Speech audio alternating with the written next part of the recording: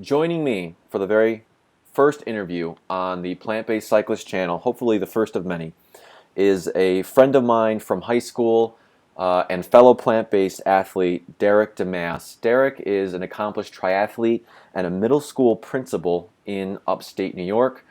For the past 2.5 years, Derek has adopted and championed a plant-based lifestyle. It began with a curiosity for trying to be the healthiest person he could be and try to learn the healthiest habits for mind, body, and soul. And Derek has embraced the body of science, which has pointed him firmly in the direction of plants. Through his dedication to health and wellness, Derek has really transformed his life, not only from a health perspective, but really in about every measurable way. So I welcome Derek to the microphone. Hello, Derek. How's it going, Ian? Good, very good. Did you do any training today? I did actually. It was one of my first tough workouts after Lake Placid Ironman, so it was good to get that going. Definitely feel a little lag. Did a sprint triathlon on Sunday actually, just to kind of see what I had. Yeah. How did that go? It went all right. I had the fastest bike split at the race, so I was happy with that. Good. Ended up finishing fourth overall and first in my age group, but didn't have quite the kick in the running legs. But it was 2 weeks to the day after my first full Ironman, so Good. I really did it more for fun, and it worked out well. So Good. that was cool. So there's still room for improvement. Oh yeah. All right. Always. So let's start out. I'm sure that as we ask these questions, this is all. The floor is open to you. This is your interview. You can kind of go off on whatever tangent you want to, and I'm sure that if you give me an answer to a question, we might kind of go off on a separate tangent, Sure. opposite of where these questions are leading us. So, just for the viewers, just so they can get a sense of who you are and what kind of background you have, can you kind of take us from the beginning, take us from childhood, kind of give us an idea of how you grew up, maybe your physical activity growing up, and also what was your diet like growing up? Sure. Um, Basically, from as long as I can remember, I always loved sports. They were a huge part of my life. Growing up, I always wanted to be a professional basketball player. I probably still do. But, I always really appreciated sports. I had the most fun there. I got to, compete with friends and really push myself. And I, from a young age, really remember loving that feeling of accomplishing things you didn't think you were capable of by just really gritting your teeth and pushing through and persevering through things. So, I always had an appreciation for sports. Starting from when I was a young kid playing soccer, playing basketball, running around, playing tackle football when at all possible, two-hand touch, you name it. Me and my friends always loved to just get together, and that's what we did, is play sports. So, that kind of, from the time I was young, and then into modified sports with school and summer league stuff. I started playing 3 sports in modified. I played soccer, basketball, and baseball, and ended up, following that path from modified through JV and into varsity, and did that all through high school. So, that was definitely a huge part of my growing up experience was being athletic, being out there, and being active. And, because I was a pretty competitive person, I always wanted whatever edge I could get. So when it came to things like, partying or, the typical things that teenagers run into, smoking, drinking, you name it, I really shied away from that because I would always ask myself, is this going to make me faster, stronger, smarter? Sorry about that. Um, Can you hear that train in the background? yeah, I just heard the whistle. Sorry Yep. about that. Yeah, I live here about, you could literally throw a baseball from our front porch and hit the train track. So it's the train engine's passing here. So you played soccer, basketball, and baseball essentially from when you were in 7th grade up through senior in high school. So you Yeah. were, we sound very similar. I know we had the opportunity to play together on varsity Yeah. basketball for a year when Yeah. you were a senior and I think I was a freshman. I came up for like a sectionals or something. Section. Yeah. Can you kind of touch on your dietary habits and what you grew up with? Yeah, my mom was kind of I always called her like witch lady because she was into herbs and, always doing things, in an all natural way. She was I never even knew what sugar cereal was. When I saw white bread, I was confused because my mom only bought whole wheat bread. And I think that was just something that she really believed in, it being as close to nature as you could. So I definitely had that influence. And I used to think she was crazy, and I guess I never really complained because she cooked great food and it was always homemade. I didn't know that there was such a thing as frozen dinners or TV dinners or anything like that. So I'm very fortunate for that because my mom really took care of all of us and had dinner every single night. And I bought my lunch at school. Probably starting maybe in middle school. I know I used to bring it when I was in elementary school, but I bought school lunch most days in middle and high school. But as far as breakfast and dinner, my mom cooked homemade meals that are just standard.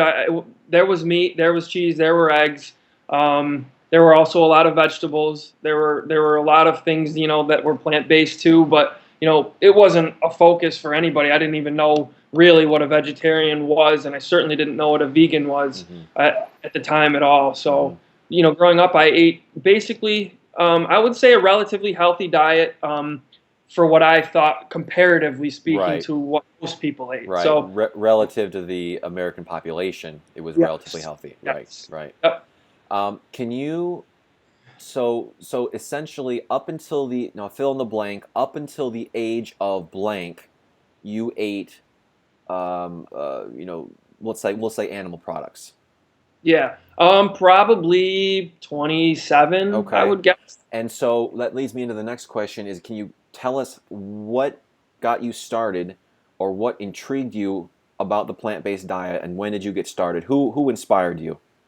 Well, to be honest with you, you probably had a huge part in that, in all seriousness. Not just saying that because you're interviewing me, but Right. that's true.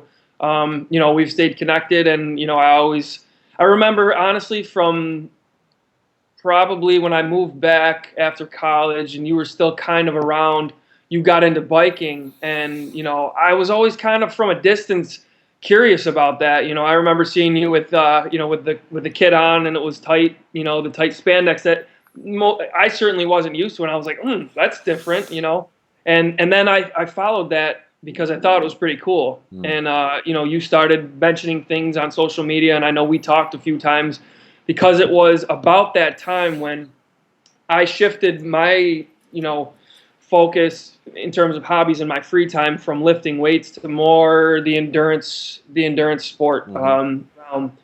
Before that, I was huge into lifting weights. That was what I did basically 5, 6 days a week, and I really was pretty into that. I think my body weight at the time when I was into that was at times I remember seeing 195, and I'm like 5'10", so I was pretty big, and I wouldn't say I was fat at all. I definitely was pretty strong, and that was what I was into. So, what got me interested in the plant-based lifestyle was when I shifted my focus from being as strong and big as I could be to being as fit Hmm. as I could, because I had the idea. I hadn't signed up yet, but I had the idea. I wanted to do a triathlon. I had a buddy at work who talked to me a whole bunch about that, and I was very intrigued by that. And so I bought a road bike, and when I did that, I started doing some rides and really liking it. And I thought and started to get interested in finding an edge there. Hmm. So the more I read, and you pointed me in the direction of Dr. Graham's book, The 80-10-10 Hmm. Diet. You certainly spoke highly of Forks Over Knives, the China study. The basics that anybody would probably point someone in the direction of if they're just embarking on the journey of becoming a plant-based athlete or a plant-based person. So that was really what started it for me, and then I think it was just about around New Year's, I think in 2012, when I was thinking, I want to go vegetarian for 1 month. I can do that. I can manage that. I was really getting into cooking for myself, and focusing on trying new things. I had a colleague at school who she would, give me some recipes that she thought, and they still had animal products in them, but I was really getting into cooking for myself and, liking what I was doing. So then when I really got serious and signed up for my first triathlon, I was like, I can do a month vegetarian. I've seen nothing but, positive benefits for recovery, body weight, all of those, and a myriad of other aspects of health. So, I got myself positioned to do a vegetarian for 1 month, and that quickly became vegan after about a week into that. I was like, you know what? If I'm doing this, I hear just as many benefits of cutting dairy and eggs and cheese out of your diet as I do cutting meat out. So why not see both benefits? And I haven't looked back since, in all honesty. After that first week of going vegetarian, which transitioned into being vegan, I've had, I haven't been 100%, every single day, every single thing I put into my body since then. But I would say that was the turning point for my diet and honestly for my life. That's one thing I can point to as a huge turning point for me for a lot of different reasons. Yeah, So. and let me transition right into that with, can you tell us about what changes did you see in, what you spoke about, what I spoke about in the mind, body, and soul. Your mind, body, and soul changed, you felt, when you moved to a plant-based diet. So what changes did you see? Well, I think the most apparent ones and the easiest examples would be body weight. Not like I said earlier, I don't think I was fat by any means, but I really leaned out big time. Yeah, give us some Really. specifics. Okay, I think honestly, and I've been asked a bunch, but I honestly feel like I lost about 20 to 25 pounds in the matter of maybe 2 months. I mean, it was crazy. Like, people saw me who I went to grad school with, and maybe it had been 2 months. I remember specifically being at a wrestling sectional tournament. So that was probably late February. And if I started in January, that's a couple of months. And one of the guys who I was in class with saw me, and he's like, "Derek?" He's like, "Oh my God!" He's like, and he Yeah. pointed to his face like this, Yeah. and was, Yeah. he said, "Man, you lost a ton Yeah. of weight." So I got that from a lot of Yeah. people. So that was probably the easiest example to point out in terms of what changed quickly. I think a few other things that I'll speak of in terms of the body part of that question or that response. I felt it, and I've tried to describe this to people before, and it's really kind of difficult to capture, but just a sense of like light, agile, alert, energetic. And it's not, it doesn't feel like caffeine. I don't drink caffeine hardly ever, but the rare occasion when I do, like during a race or during a really hard training set to kind of push me over the finish line at the end, I would say maybe it's once every 2 months or something. But that burn, that real, it's almost like a high. I wouldn't say that I've felt that from a plant-based diet. It's a very different thing. It's a steady, sustained, just constant energy. And, from the time I wake up pretty much to the time I go to bed, I have the same amount of energy. My girlfriend's mom actually says, "You're like the Energizer Bunny," because she saw me in preparation for an Ironman, and I'd be up and out of the house when we would stay over there, for a six hour brick day, which was a 5 hour ride and an hour run, and come back, and then I'd, still be going. So that part of, the body was very noticeable. I just had a ton of energy, and I felt light. Not physically pound wise, although I did lose some weight. It is just a bounce, so to speak. And that was very noticeable, and it still continues to be very noticeable. And I just want to, I don't want to put words in your mouth, but when you said you think you lost easy 20, 25 pounds, I just want to make clear to the people who are watching this that you didn't go into this thing trying to lose weight. You didn't expect to lose that weight, and you weren't counting calories. You were eating until you were satisfied. It just melted. Yeah, that is the best way to describe it. That word "melt" is what I've said to a lot of people. It just fell off. I never cared about my body weight. In fact, when I was lifting, I was trying to see if I could get to Mm-hmm. 200 pounds. I really didn't Mm-hmm. care. And to be honest with you, I haven't cared Mm-hmm. since. I have not cared. People have said, "Holy cow, you're so lean, you're so skinny," Yeah. even. Um, and to be honest with you, I'm fine with it.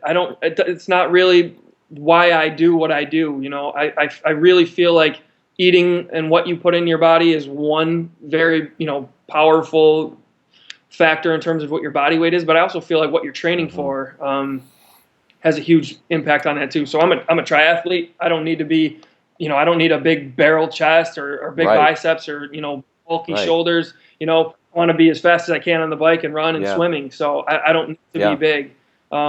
But yeah, that weight just it fell right off. It melted, and it was quick. And I don't ever remember a time when I got up from the table and said, "Man, I really would like to eat some more, but I'm Right. not gonna." I never Right. do that Right. ever.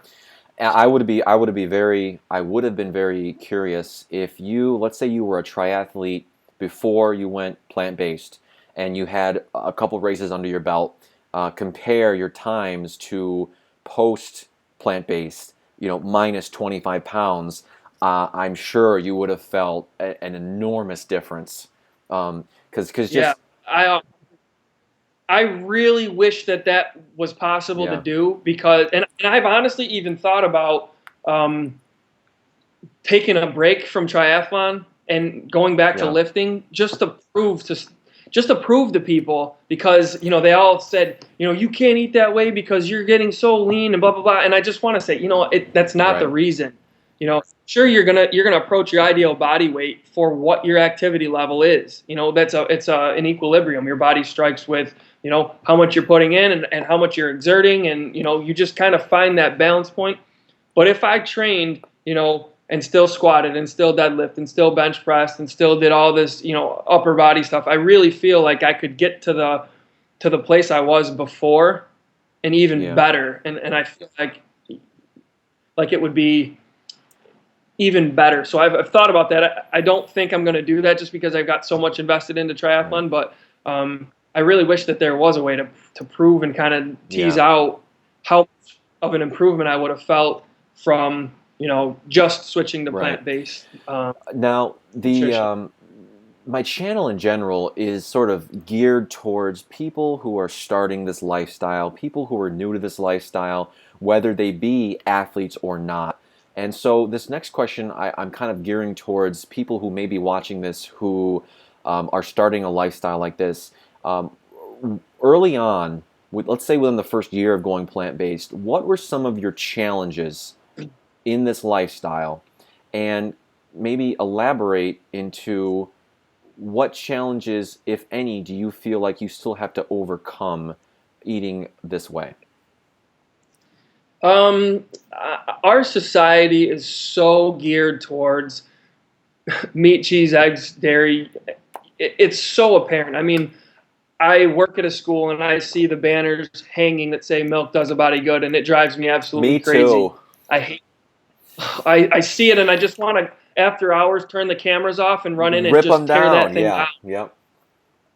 So it's just obnoxious once you're able to kind of step outside of what I call being on the treadmill of just life. Your people are so inundated with their jobs and their relationships and families and hobbies that if you don't take a second and stop and really think about whatever it is that you're doing, it's hard to see anything different from what you saw the day before. To me now, knowing what I know and doing the research that I've done and experiences that I've had, it seems so incredibly obvious to me. Like, no, milk doesn't do your body good. Why are Right. you doing that? And when people say, "Hey, you'd be really proud of me. I'm doing a smoothie," and they tell me what they put in it, and inevitably it's Greek yogurt and Yeah. it's milk, and it's like, oh, come on, Yeah. man, you're almost, but and of course it always goes to the Right. protein thing. So to get back, I'm getting off on a tangent, but to get back to what challenges I saw.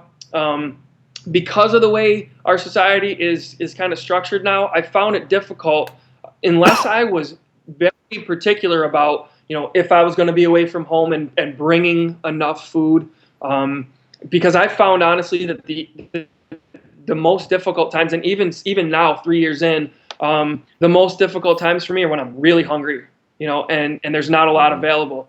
That I feel like my palate changes, and I want just anything. I get so hungry that I'm just like, oh my God, give me anything, give me chips, give me Right. whatever. And those are the times when you go to, the high fat content, very salty, whatever those foods are that pack the biggest bang for the buck, because our bodies are programmed Right. to want that. So, I think those were the times that were most difficult. So it was a pain to prepare things if I knew I was Yeah. going to have a late night at school, or if I knew that I was going Yeah. to be away And I for a think I can while. speak for both of us on that topic, where I absolutely understand where you're coming from.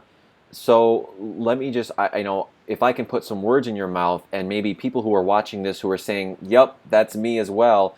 Over the years, I've found that, simple preparation and planning ahead of even getting a Tupperware of rice, or cutting up some mangoes and bringing them with you. Or another good idea is I went the other night. I spent the night up with with Jesse up in Rochester, and I was going right from Rochester to Alfred to work, and I didn't pack a breakfast. I didn't pack a lunch, and so I thought, well, what's the best thing I can do? I can drive through McDonald's and get a Big Mac and cheese, or I drove a mile down the road to Wegmans. This was up in Rochester, and I picked up a dozen bananas and 3 cans of canned fruit. So, ideally, the fruit could have been fresh, but man, it's carbs, it's low fat, it's plant based. I mean, if people are in a pinch, honestly, it's almost quicker to walk into a grocery store and get a can of peaches or a couple bananas and walk out. I mean, would you agree with that? 100%, I would agree with that. I found, um, on the road trip that I drove to Lake Placid, for my Ironman event, which was maybe a 4 hour, 5 hour drive. So naturally, you're going to get hungry. Do you stop, or do you prepare stuff in the car? And on the way up, I didn't really prepare enough, and I found I got really hungry. But on the way home, I thought, man, what something that you can just grab. Chips are so desirable because you just keep putting your hand back in the bag, and they taste really good. But on the way back, I washed grapes and had a huge bag of grapes, because you can keep putting your hand back in the bag, picking Yep. up grapes, and brought some bananas, brought some cherries, brought a handful of raw walnuts, or a little bag of raw walnuts, which is a nice change in Sure. flavor and texture, for just to kind of go Sure. along with it. But I think, as far as, I find that the only place that I will really eat, if I'm out and about, would be something like a Chipotle, or even a Moe's in a Yep. pinch. I don't necessarily love that they probably cook their vegetables with oil, and probably stirring a little into their rice. And there's probably a little more sodium than I would care for. But other than that, you can pick and choose Right. what you put on there. And rice, beans, peppers and onions, tomatoes, Yep. corn, guacamole, Yep. lettuce. I'm Yep. good with all of those, and it tastes Yep. phenomenal. So, I'll have that every once in a while. But other than that, stopping in a grocery store and seeing what Yep. you can find. Bananas are great. Dates, I think dates are a huge one. They're pretty calorie dense in terms of, a plant-based option. So grab a tin or a plastic container full of dates, and you can pop those and get, some quick calories in, and feel good. And so, the lack of healthy, we'll call it quote unquote fast food options, just gives us even more motivation to start our own healthy. It'll be called hashtag CTFU fast food. If Oh my God, someday, and I wish sooner than later. In all honesty, we Yeah. could do Yeah. that, man. Well. Because there's no denying that's the tide will turn. It's just a matter of when. As soon as people get wise to, hey, you get one body to go through this life with. You have one shot. You better Yeah. make the most of it. And the research just is Sure. compounding. It's complete. To me, it's one of the few things in life where the truth does not lie in the middle. Moderation is not the Right. key for this. you need to Right. go all in. When your health is at at stake, you really need Hmm. to go all in. And the truth does not lie in the middle, man. I'm convinced of it. I've read, I've heard, and I've lived and experienced to know, you know, I've transformed every aspect of my life, and I truly believe that was, that was really at the center of Yeah. all of that. What you put in your body is Yeah, so and I important. think too for people out there who who do their own research. I'm doing a lot of research right now on some YouTube movies having to do with GMOs and having to do with vaccines. That's for another Mhm. topic. But what people fail to understand is that you can find studies out there that say that meat and dairy are not harmful to our health or are maybe in fact helpful to our health.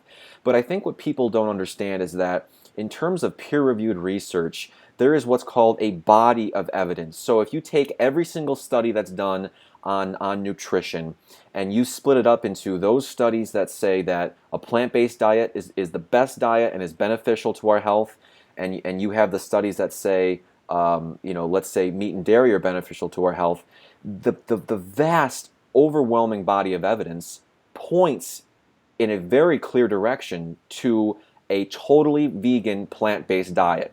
So I don't want to, people are right when they say that, well, there's studies out there that say meat and dairy are healthy. There are. I mean, we're not denying that, but the body of evidence is pointing in a very clear direction. Yeah. Yeah. To that point, I think one of the people who I follow closely is Dr. Garth Right. Me Davis. too.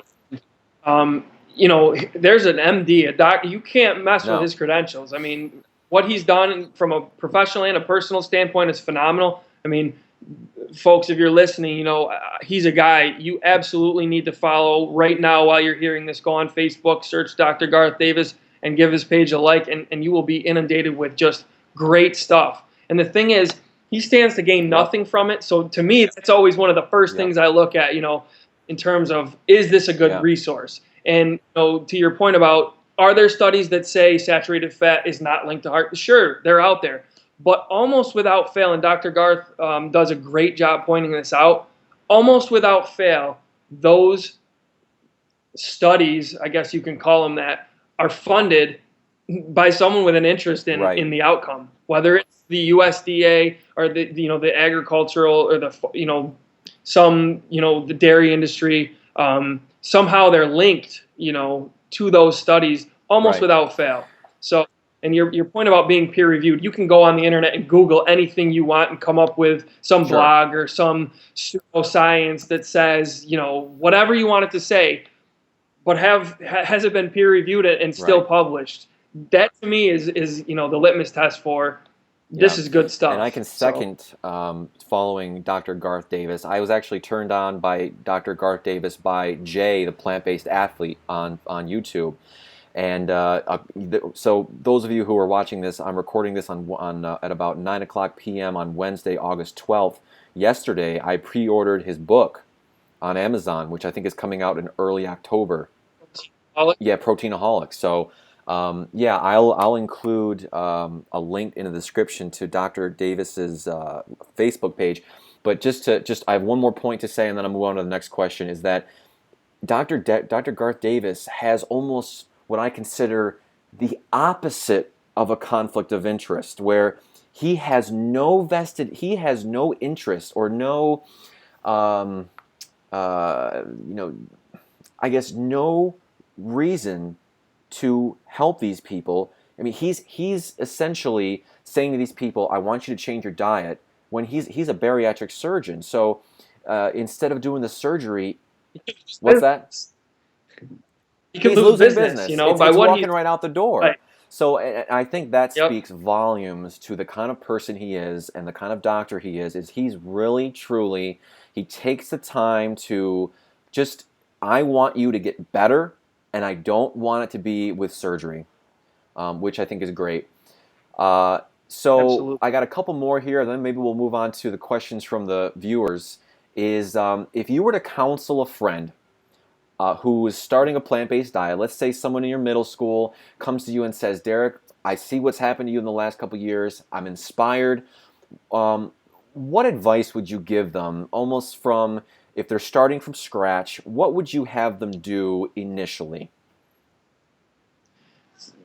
It's funny that question. I actually have had several opportunities, and one in particular that I'm thinking of, where I happened to have the opportunity to speak to one of my colleagues from work. We went on a trip. We chaperoned to Costa Rica, and he and I had always talked, and he was he would pick my brain, and it wasn't super interested. Like, it would be passing conversation in the hallway. He's like, man, some point I want to get some information from you. And, it was never more than a 2-3 minute conversation. But when we went to Costa Rica for that 2-week period of time, and he saw literally every meal that I ate, and he saw that I got up every morning before anybody else and ran, with my buddy Scott, and we had 9 miles in before the day even started for everybody else. And then we were still going all day long. I think he was probably piqued his interest, like, man, this guy's like able to do all that stuff. So I guess he and I developed a really close relationship. We actually roomed together, and so he's really got the opportunity to ask a whole lot of questions. And then we've stayed in touch, and he's come over before school a few times. It just we go over some things, and he asked me before the school let out, to start his summer. He was like, I really want to focus on my health in this summer. He's like, I want to get a workout regimen, and I want to do this, this, and this. And I'm like, dude, you know what? To do everything all at once, it's going to be a challenge, especially when you're a father of 2, you're a husband, you have a job in the summertime. It's a lot to manage and still, try to be a dad and a husband. So I said, if you can focus on one thing, you stand to have success with that, and I think it will affect everything else too anyways. Focus on what you eat, period. Write that goal down that you want to become better with, your nutrition and your diet. And that will affect your lifestyle, and that's really where the power lies. So to get started, I think the most important thing is to educate yourself. There's few things more powerful than that, because if you're going on what you read on a quote, or what you just saw some picture, this fad diet here, and you don't really know a whole lot about it, you might have momentum for 3-4 days.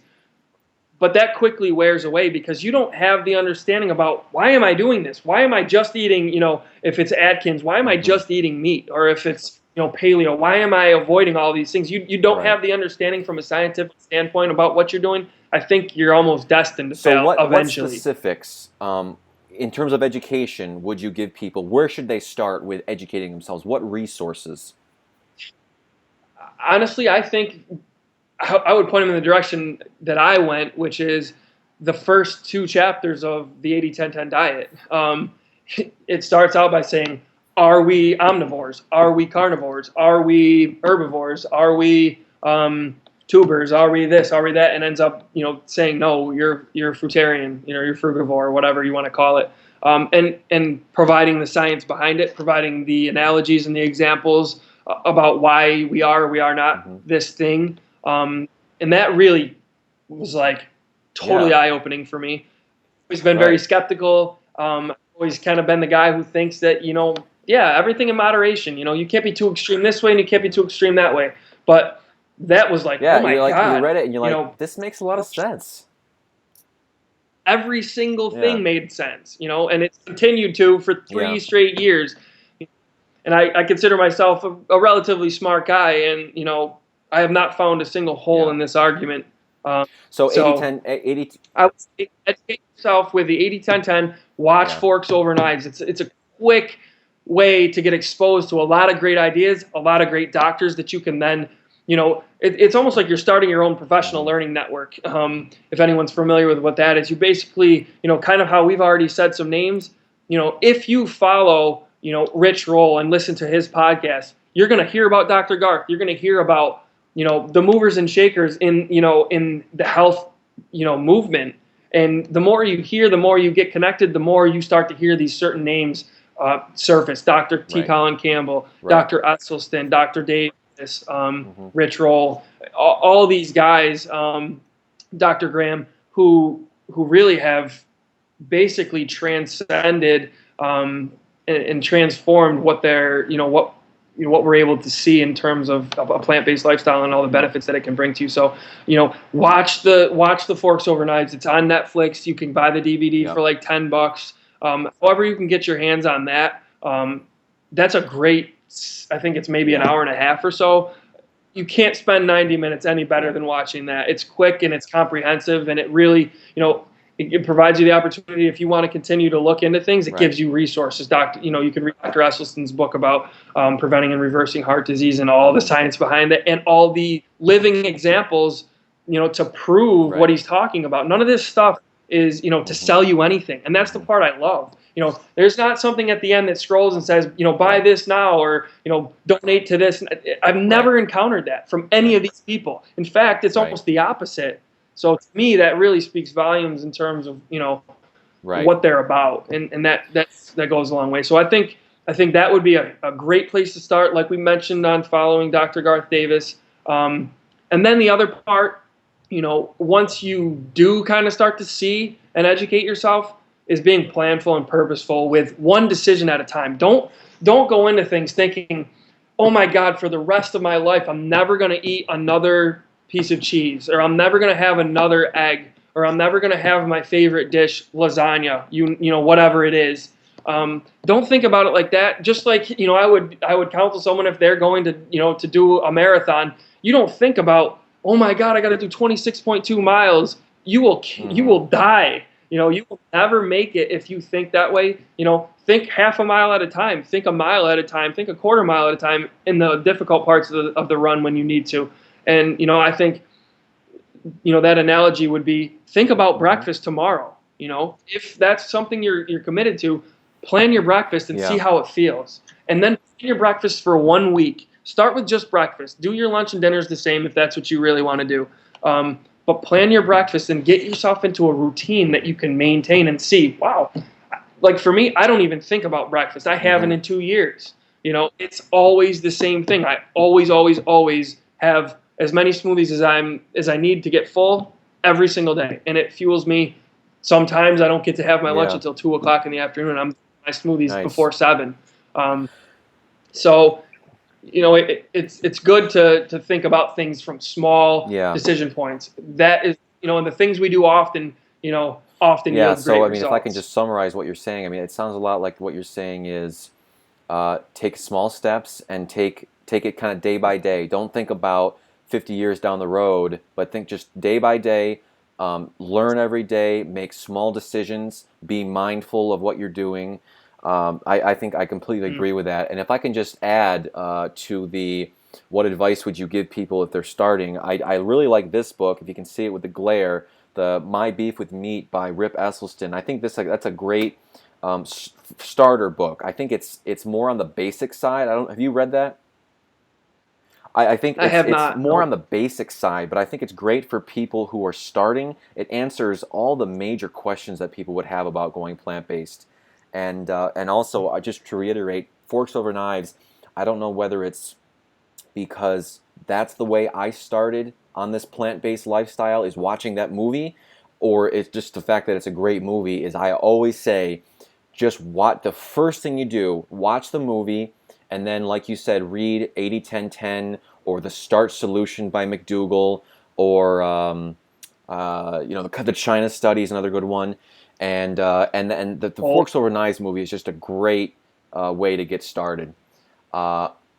Absolutely. So you mentioned, and then the end of your answer was another great segue into the last kind of question that I had was, give me and the viewers a typical day of what you eat. So start out with breakfast, and it's intriguing, and I personally love asking people this who are plant-based, is give me an idea for what you eat in a plant-based day, because sometimes I get into a rut where I'm just eating the same thing over and over, and it's nice to hear, like I start my day out with oatmeal every day, but it's nice to hear about smoothies and other things. So go ahead, take it away.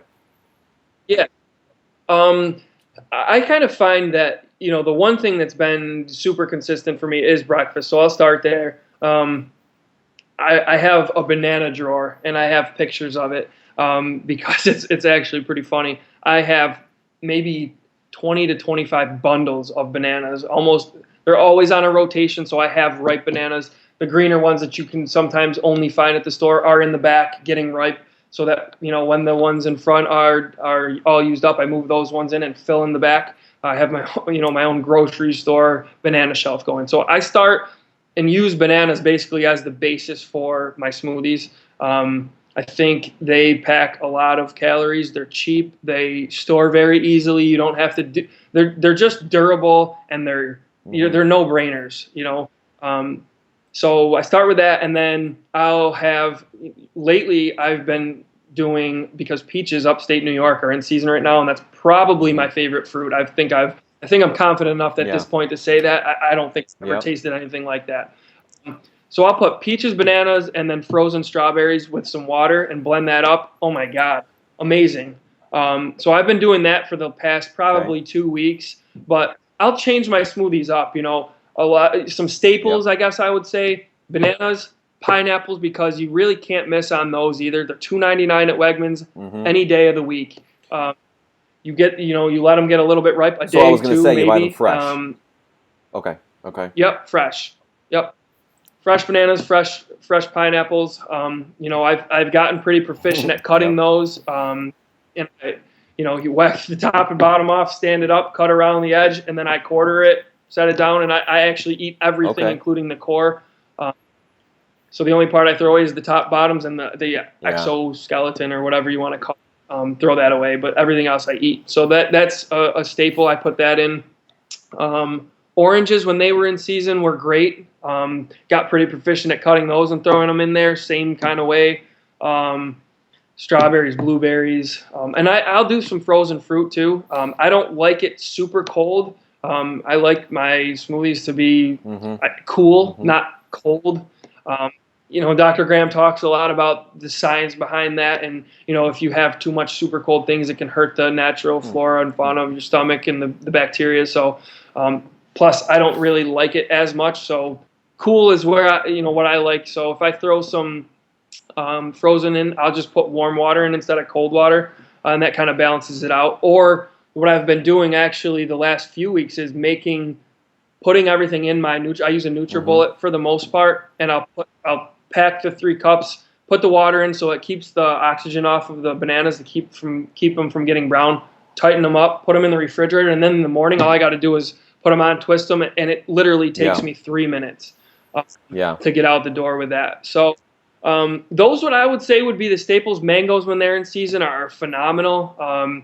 Basically, whatever I can get that's in season, because the seasons change, and we're fortunate where I'm at to be close to Wegmans, and they do a great job with their produce to kind of have things that are in season. So I'll just throw any combination of, and you kind of develop, I don't necessarily like putting melon in my smoothies. I just never really have had great luck with that. I find, you figure out, and they have, you can Google food combining charts. I've never really gotten huge into that because I've never had a problem. I've never found oh my God, I'm bloated because of this combination of, if it tastes good, I go for it, man. And, I find that I've really had nothing but good success with however I combine. Take us now just a little quicker through typical staples for lunch and typical staples for dinner. So staples for lunch, and this changes too for me, depending. I go in spurts. If I find something's tasting really good, I'll go for it. 3 times a week, 4 times a week, and I don't really care. I don't feel, if it tastes good, I'm good with it. Like, I can have the same thing over and over again. So, I've done a lot of cucumbers and tomatoes, and that's it. Just cutting them up, putting them in a glass Rubbermaid, and taking them with me, and then eating those. Cutting up strawberries and kiwis is something that I've done several days in a row. Let's see what else. Sometimes just a salad, and I've found that this is a great tip.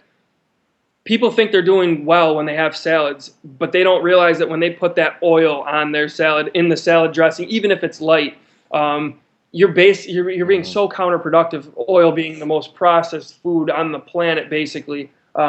So make your own dressing. And here's one recipe: raw cashews, orange juice, and a couple of frozen raspberries. Blend those up. That's a good one. It's amazing. I'll have to try that. So try. I've told 15 different people about it. And when I've had family over for dinner, I've made that. I'm like, just try this, just try this. It's amazing. It's got a sweet flavor, and then you could throw some strawberries in your salad, and raisins, and some pecans or walnuts, and then just the whole combination with maybe a couple avocados in there. It's just it I sets it think off. that It's awesome. the So cashews salad, too have that fat in it, that mouthfeel that people like the yep, olive oil mouthfeel. So the cashews have the fat. yep, Okay, so salads and yep. cucumbers and tomatoes. And how about for dinner? What's the staples for dinner? Staples for dinner, I would say, I kind of have I feel like just for convenience sake and living where I live, I think I am fully convinced that the healthiest way is to go. I really feel like if you're raw all the time and you can get enough calories, I think that would be great. Hmm. I don't do that, and I don't feel any negative side effects of that. It's still vegan. It's still high carb, low fat. So my staples for dinner are potatoes, rice, beans, and probably that pasta. Yeah, Actually, you yeah. tried some of that pasta. It's organic, whole grain, homemade pasta, and I really like that. I've had brown rice pasta before, quinoa pasta.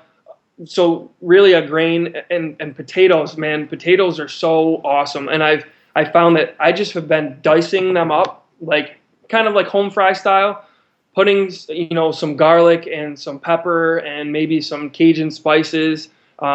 Just make sure you're looking at because sometimes spices have like MSG and some really nasty things in them. So just make sure, like, get like rosemary, get things that are like just herbs and spices, put them in there, Nice. and you're good to go.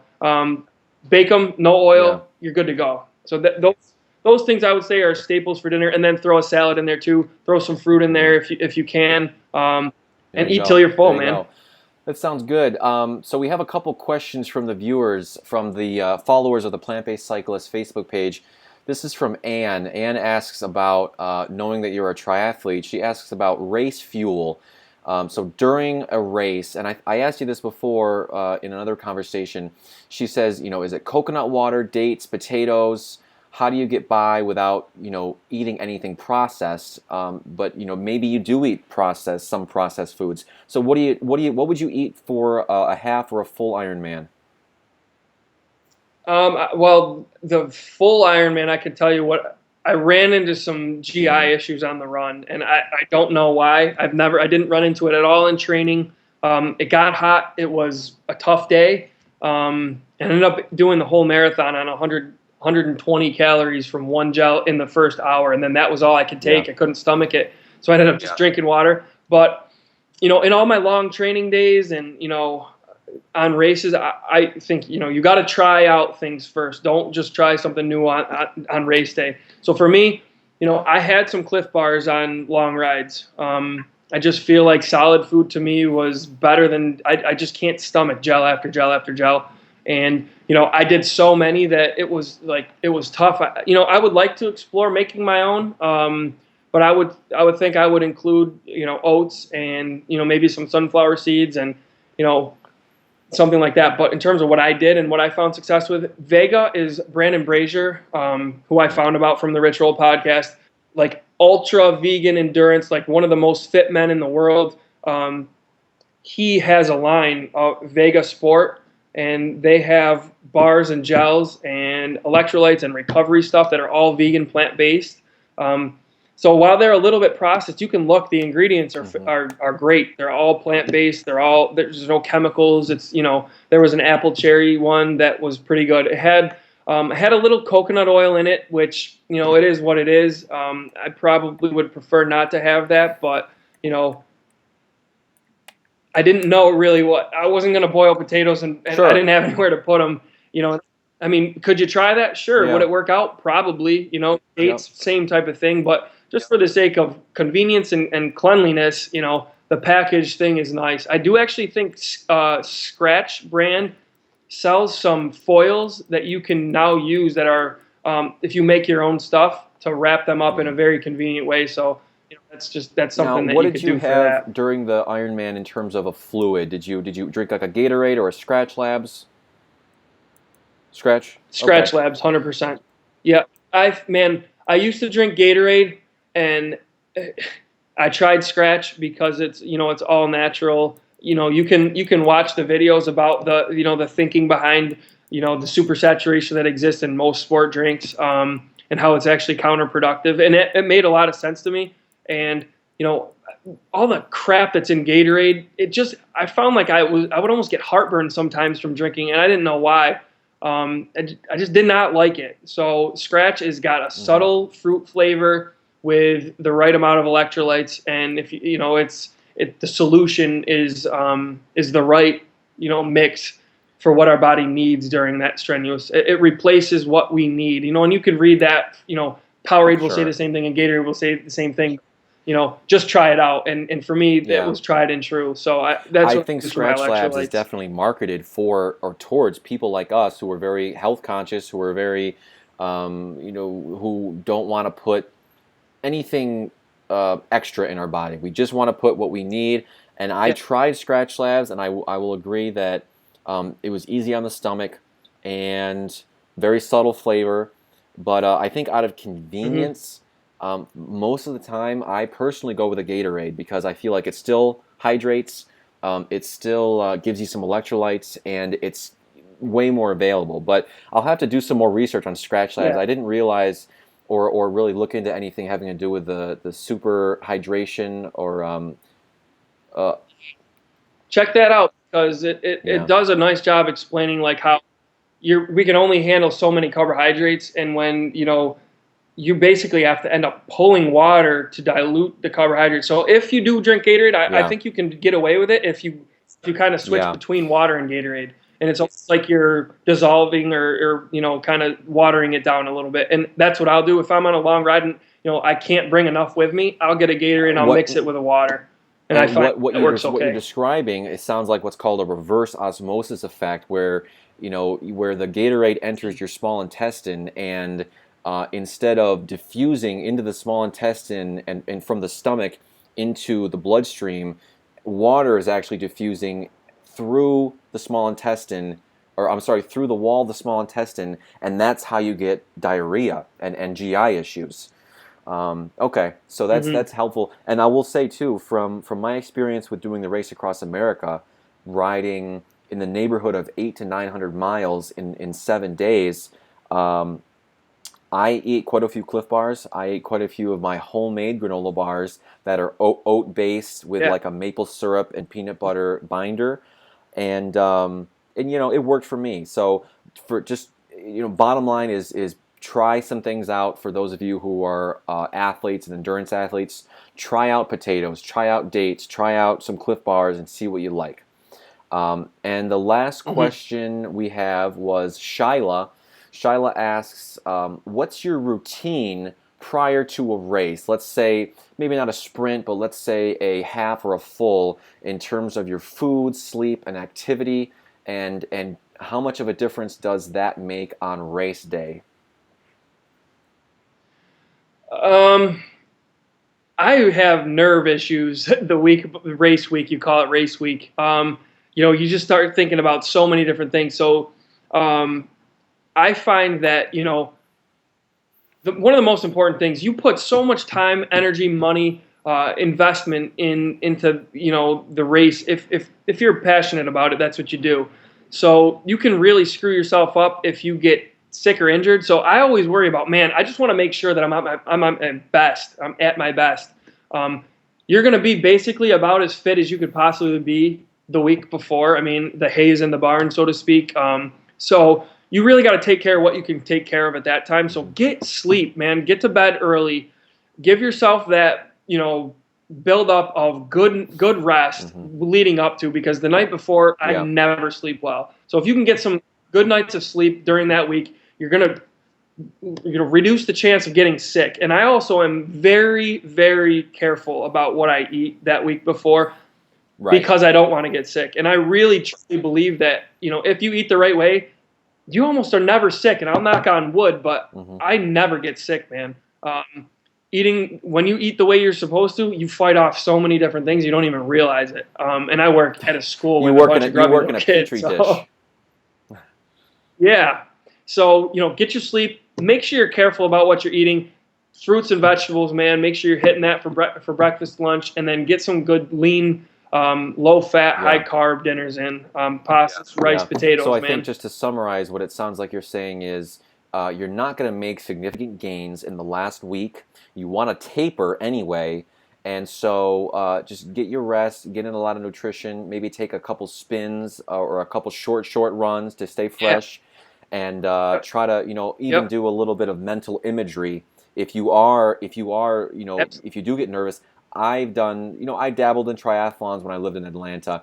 And man, when Hmm. me and 100 other guys are standing waist deep in the water in a wetsuit, my stomach was in a knot. So it happens to all of us, and I think that's good Yeah. advice. So I Yep. think if that's about they're gonna wrap up the interview. Unless there's anything else you want to say, and let me just finish up with if someone wants to follow you on any type of social media, do you use a type of social media that people can follow? Yeah, and I go in spurts. Sometimes I get busy with training and school that I don't really post a whole lot. But I would say Facebook and Instagram are probably the easiest way. My Instagram is Okay. Demass09, and my Facebook Okay. is Derek I'll Demass. I'll So yeah, if you I want to will. post the link or whatever, people can do that. And it's something that I definitely want to continue to do. I'll do just usually what I'll post is I'll put links up. I'll put articles. Hey, this is Yeah. worth a read. This is worth a watch.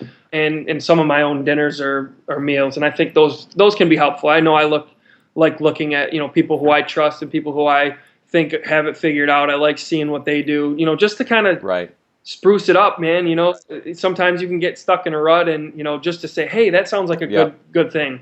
So, So I think I well, like it to do sounds that for other good. people I too. I think this has been a great first interview for me, and I think you were great. I think you answered all the questions really well. A couple things, two things to close.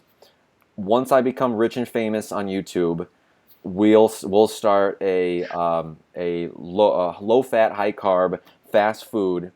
And number two is you've inspired me that tomorrow morning, instead of having the usual oatmeal, I think I'm going to start with maybe a 6 or 7 banana smoothie with some other strawberries and berries to start my day. Yeah, try it for a week and I let me know. will. Let Hey, me know would what you you be think. interested? Lauren and I think are going to maybe start on Monday. We're going to do like a 7-day raw challenge just to see how we feel after it. You wanna do that with us? Okay. Actually, yeah, that'd be great. I actually talked to someone just recently about that. It feels great. It's hard. You look forward to the end of the day. You worked hard. You had a long training, whatever. But I think the key for doing that for me, because I did that actually when I got back from Costa Rica, I had some issues and I really wanted to get back on track, GI wise. Not to provide too much information, but I went raw for a week and Nice. I was back to normal I'll completely. make a real So short YouTube video and post it for the followers of my YouTube channel to see if anyone else wants to kind of come on board and be held accountable, that kind of thing. yeah, we should get a thread going, and maybe let's just keep each other accountable and say, Yep. here's what I had today. Just because I you could like get it. some I like ideas it. too. Well, thanks so much, Derek. We'll keep in Yeah. touch, and good luck with future All right, man. triathlons. Okay, man. We'll talk soon. All right, buddy. Thank you. Bye. See ya.